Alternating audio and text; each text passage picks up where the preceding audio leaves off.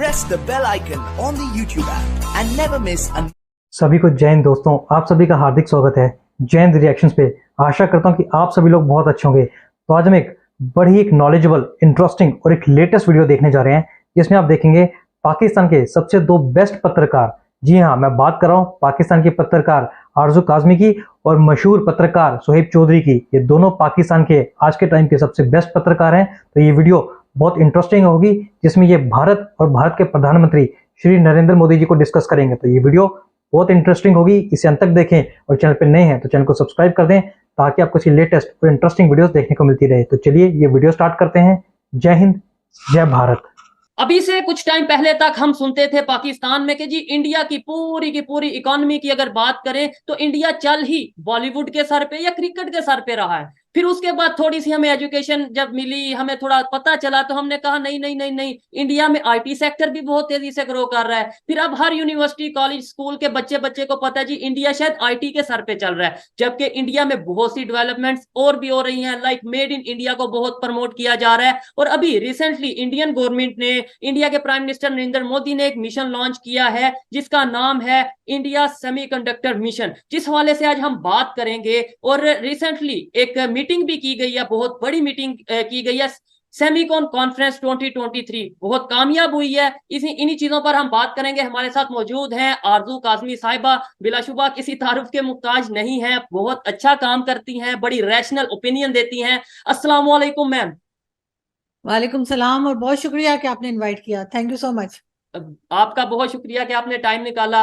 मैं इंट्रो में मैंने जो चीजें डिस्कस की हैं, हमें तो यहाँ पे यही बताते रहे लोग कि भाई इंडिया तो बॉलीवुड या इंडिया तो क्रिकेट के सर पे चल रहा है, फिर ये पता चला आईटी के सर पे चल रहा है, अभी पता चल रहा है कि भाई ये क्रिकेट आईटी नहीं, दुनिया की जितनी भी फील्ड्स हैं वो हर एक में अपनी तरफ से फुल एफर्ट पुट कर रहा है। अभी रिसेंटली अगर हम बात करें, सेमीकॉन कॉन्फ्रेंस हुई है इंडिया में 2023, जो कि मल्टीनेशनल कंपनीज ना सिर्फ आई हैं, उन्हें इनवाइट किया गया था, वो आई हैं, बल्कि उन्होंने अप्रिशिएट बहुत किया है। क्या कहेंगे इसके ऊपर आप?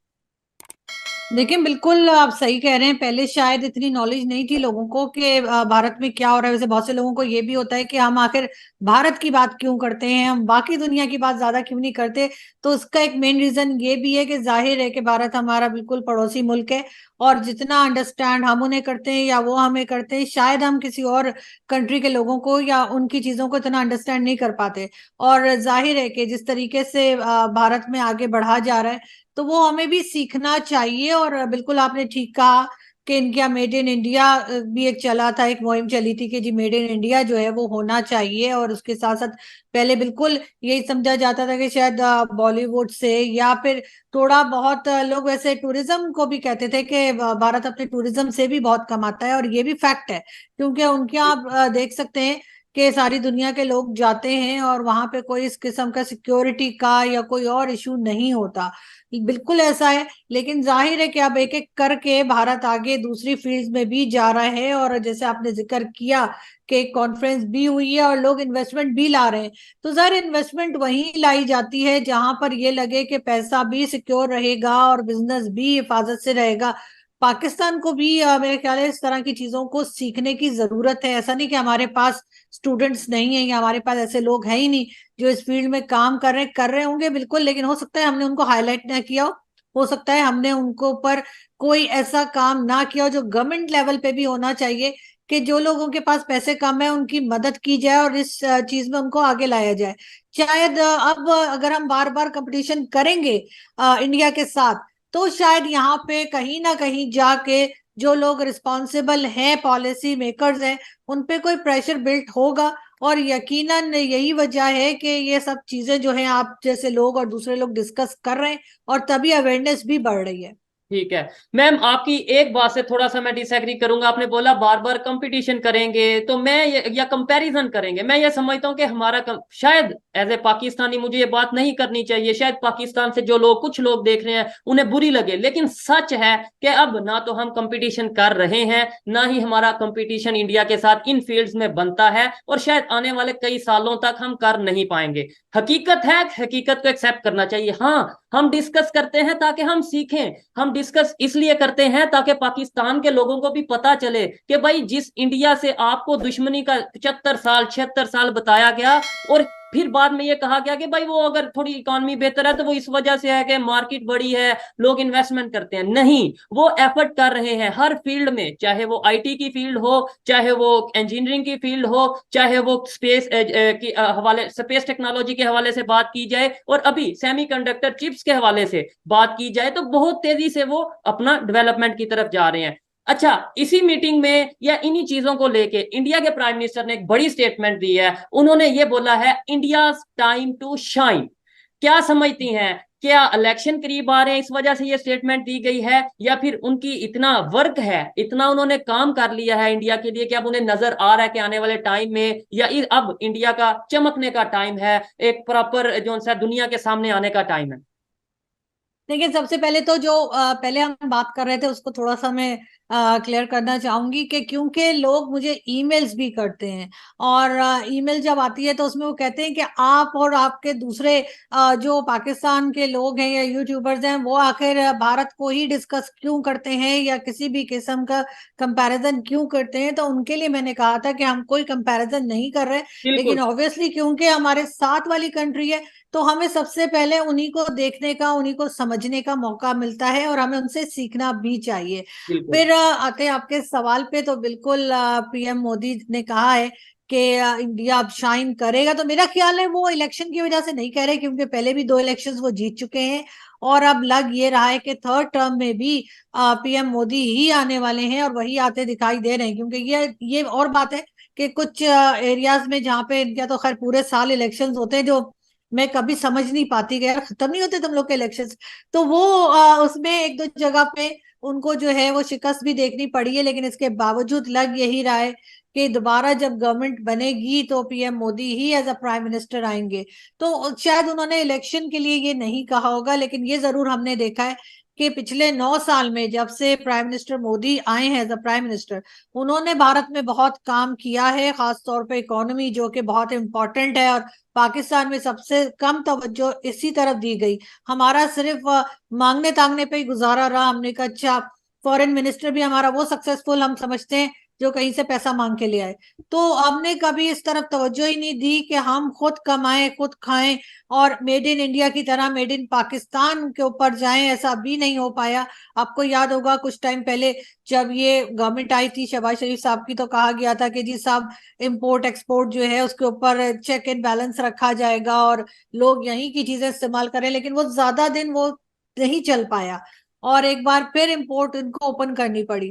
तो ये चीजें तो ऐसी हैं जिसको मेरे ख्याल है पाकिस्तान को बहुत सीरियसली देखना होगा, ये भूल कर कि जी भारत के साथ हमारी कोई दुश्मनी है, जो कि असल में नहीं है।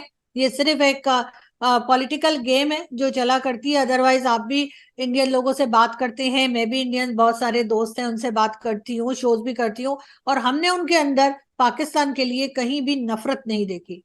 ठीक है। और अगर वो बात करते भी हैं तो जो खामियां हैं, मतलब लाइक खासतौर पे मिनोरिटीज को लेके या जो इश्यूज हैं, वो उन्हीं हवाले से बात करते हैं, और वो भी यही कहते नजर आते हैं कि भाई इन चीजों के ऊपर बात करो, इन चीजों को बेहतर करो। हमेशा वहां से भी बेहतरी की आवाज आती है। अभी रिसेंटली वहां पे उनके जो पीएम मोदी हैं उनको भी सजेशन दी गई है वहां की पार्लियामेंट की तरफ से कि भाई हम इंडिया पाकिस्तान के साथ अपने ट्रेड, अपने जो बिजनेस रिलेशन है उन्हें बेहतर कर सकते हैं अगर पाकिस्तान क्रॉस बॉर्डर टेररिज्म के ऊपर कंट्रोल करे। मतलब आज भी वो यही कह रहे हैं कि हम रिलेशन बेहतर करने को तैयार हैं, सोच सकते हैं इस बारे में अगर क्रॉस बॉर्डर टेररिज्म को खत्म किया जाए, इसके ऊपर काम किया जाए या सोचा जाए काम करने का। लेकिन हमें हमेशा नेगेटिव शायद सोचने की आदत हो चुकी है कि हम यही कहते हैं कि इंडिया ने इल्जाम लगा दिया, हम यही कहते हैं इंडिया ने साजिश कर दी, जबकि हमें यह सोचने की जरूरत है कि इंडिया ने जो इल्जाम लगाया है क्या वाकई में वो चीजें हमारे यहाँ पाई जाती हैं या नहीं, क्या वाकई में उसामा बिन लादेन हमारे यहाँ से मिला या नहीं मिला, क्या वाकई में इंटरनेशनल लेवल की जो ऑर्गेनाइजेशन है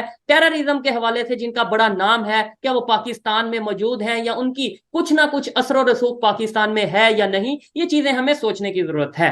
क्या कहेंगी आप?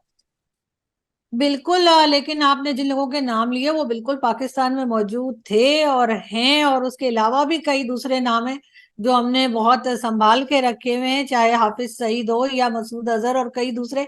तो हमें उस पे सीरियसली सोचना होगा कि आखिर हमें अपनी कंट्री को बचाना है, अपने आप को दूसरी कंट्रीज के सामने जो है वो एक रिस्पेक्टेड कंट्री के तौर पे प्रेजेंट करना है, या हमने इस किस्म के ही काम करते रहने के माइंडसेट जो है लोगों का वो एक तरह से बहुत जुनूनी हो जाए और नफरतें बढ़े। मेरे ख्याल है हम अब मजीद ही अफोर्ड नहीं कर सकते, तो बिल्कुल कहीं ना कहीं जाकर इस चीज को रोकना पड़ेगा। ऐसे ही है। क्या वजह समझती हैं, साइंस हो, टेक्नोलॉजी हो, आईटी हो, ये हमारे माइंड, ये मतलब ये चीजें हमारी समझ में क्यों नहीं आ रही? हम आज भी जज्बा, जंग और इन चीजों के ऊपर सोच रहे हैं, ये कर देंगे वो कर देंगे। पाकिस्तान में जज्बा बहुत है, टैलेंट बहुत है, लेकिन दुनिया जितनी तेजी से, खासतौर पे इंडिया की बात कर रहे हैं, जितनी तेजी से वो साइंस में, टेक्नोलॉजी में, आईटी में, इन चीजों में आगे जा रहा है, हम क्यों नहीं समझ पा रहे? हमारे पॉलिटिशियंस क्यों नहीं हमें इन चीजों की तरफ ला रहे? हमारे आज भी एक ही नारा लगता है, रोटी कपड़ा और मकान। हमारे आज भी यही नारा लगता है कि मैं, वो चोर है, ये चोर है, मैं, मेरी गवर्नमेंट आई तो मैं उसको जेल करूंगा, उसकी गवर्नमेंट आई तो वो उसको जेल करेगा। हमें क्यों नहीं मतलब हमारे यहाँ पे एक माइंडसेट, एक विजन, एक प्लेटफॉर्म क्यों नहीं प्रोवाइड किया जा रहा साइंस के हवाले से, टेक्नोलॉजी के हवाले से और इन इन चीजों के हवाले से? सबसे पहले तो इन चीजों के लिए आपको मेरे चैनल पे जो एक सीरीज मैंने चलाई थी, मुल्ला इन साइंस, वो देखनी पड़ेगी ठीक और है। आप फिर जान पाएंगे कि हमारे यहाँ माइंडसेट क्या है। एजुकेशन सिस्टम हमारा बहुत खराब है और उसके ऊपर हम कोई खास काम भी करते हुए दिखाई नहीं देते। इसकी एक बहुत बड़ी वजह ये भी है कि क्योंकि एजुकेशन सिस्टम खराब है, टीचर्स ही आपके पास ऐसे नहीं है जो आपको इस किस्म की एजुकेशन दे सकें जैसा कि इंडिया में एजुकेशन सिस्टम है। और दो चार जो हमारे पास हैं टीचर्स, चाहे वो डॉक्टर परवेज हुड भाई हो या कोई और, तो उनको हमने इतनी इम्पोर्टेंस नहीं दी, उनकी बात भी हम लोगों को, मेजोरिटी को पसंद नहीं आती। तो फतवे जाहिर लग है जाते हैं, जहां पर फतवे आप लग चुके हैं, बल्कि फतवे लग चुके हैं, जैसे बहुत प्रोफेसर लग साहब के चुके हैं, ऊपर। एग्जैक्टली फतवे लग जाते हैं और इतराज किया जाता है। तो जाहिर है जब आप साइंस पढ़ेंगे ही नहीं, आप एजुकेशन अपनी ऐसी लेंगे ही नहीं जो कि मॉडर्न एजुकेशन है, उस तरफ नहीं जाएंगे और आप सिर्फ फूकों के ऊपर रहेंगे कि बस ये फूंके मार लो और ये कर लो, तो फिर वही हाल होगा जो इस वक्त पाकिस्तान का है या इस वक्त अफगानिस्तान का है। तो बहुत बड़ी वजह पाकिस्तान के फेलियर की या स्टेट के फेलियर की ये भी है कि हमारी एजुकेशन सिस्टम को ना कभी बेहतर किया गया और ना उसमें से, मतलब दुनिया की किसी कंट्री में आप देख लें कहीं पे मजहब नहीं पढ़ाया जाता, हमारे यहाँ पढ़ाया जाता है। अब मैम, उसकी आपने क्या बोला वजह? वही सिचुएशन रहेगी जो इस टाइम पाकिस्तान की है या अफगानिस्तान की है। मैं आपको बताता चलूं कि अफगानिस्तान की जो अभी अगर सिचुएशन की बात करें, बहुत तेजी से चेंज हो रही है। वहां से भी खबर आ रही है, लिथियम, गोल्ड और इवन पेट्रोल की खबर आ रही है कि वहां से जो है वो निकल चुका है, फाउंड हो चुका है। चाइनीज के साथ मिलकर उन्होंने जो प्रोजेक्ट किए हैं। तो फिर पाकिस्तान की सिचुएशन और अफगानिस्तान की सिचुएशन में अब फर्क नजर आ रहा है हमें, मुझे ऐसा लग रहा है, और बहुत नहीं, तेजी से फर्क नजर आ रहा है। अफगानिस्तान ने बहुत सारी जगहों पे जो फीमेल्स हैं उनकी जॉब्स जो हैं वो खत्म कर दी हैं और उनको एक आजादी से घूमने नहीं दिया जाता। कई चीजें हैं जो कि फीमेल्स के लिए बहरहाल अफगानिस्तान में इस वक्त भी ठीक नहीं है, लेकिन पाकिस्तान में है। मगर फिर भी मैं ये कहूंगी कि एजुकेशन सिस्टम जो है, सबसे पहले हमारी जो टेक्स्ट बुक्स हैं हमें उन्हें बदलना होगा। अभी आप देखिए सऊदी अरब की बात अगर हम करें, सऊदी अरब के जो क्राउन प्रिंस हैं उन्होंने कहा कि मोहम्मद बिन सलमान की मैं बात कर रही हूँ, एमबीएस का ये कहना है कि जी उन्होंने टेक्स्ट बुक्स में से जो इजराइल के बारे में गलत बातें लिखी हुई थी या किसी और रिलीजन के बारे में गलत नफरत लिखी हुई थी उसको हटाने के लिए कहा है। लेकिन पाकिस्तान में अभी तक ऐसा कुछ नहीं हुआ है, बल्कि एक रिपोर्ट के मुताबिक जो कि डॉन न्यूज़पेपर की है, ये कहा गया है कि पाकिस्तान में उस किस्म का मटेरियल बढ़ा दिया गया है। तो अगर हम एजुकेशन इस तरह की कर देंगे अपनी, जो कि रिलीजन के इर्द गिर्द घूमेगी और ये बताएगी कि दूसरे का रिलीजन ठीक नहीं, हम सबसे बेस्ट है, ना टेक्नोलॉजी पे बात होगी, ना साइंस पे बात होगी, ना मैथ्स पढ़ेंगे, तो फिर यही हाल होगा जो हमारा इस वक्त है। ऐसे ही है। दोस्तों, आशा करता हूँ कि वीडियो को आपने अंत तक देखा होगा और वीडियो आपको बहुत पसंद आई होगी और आपने देखा कि आरजू काज़मी और शोएब चौधरी जी के जो थॉट्स हैं वो काफ़ी पॉजिटिव हैं भारत को और भारत और पाकिस्तान के रिश्तों को लेकर।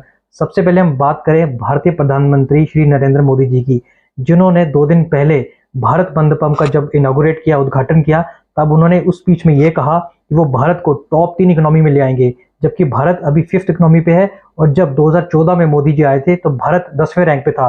तो हमें उनके काम से तो ऐसा ही लगता है कि जो वो कहते हैं वो करके दिखाते हैं, तो भारत आने वाले 2-3 सालों में जो है वो जरूर तीसरे नंबर की इकोनॉमी पे पहुंच जाएगा। और अपने स्पीच के अगले दिन ही मोदी जी ने एक बड़ा काम किया, जो कि था सेमीकॉन, एक इवेंट जो भारत के गुजरात में हुआ, गांधीनगर शहर में, जहां पे हमने देखा कि विश्व की बड़ी बड़ी देश जो है उनकी कंपनीज आई हुई थी, खासकर ताइवान, अमेरिका और साउथ कोरिया की।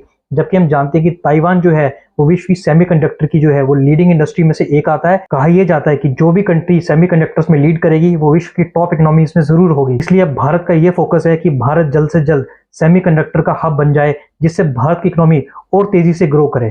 तो हमने देखा इन दोनों ने भी ये डिस्कस किया कि अब ये नारा काफी बुलंद हो रहा है, this is India century, this is India time to shine.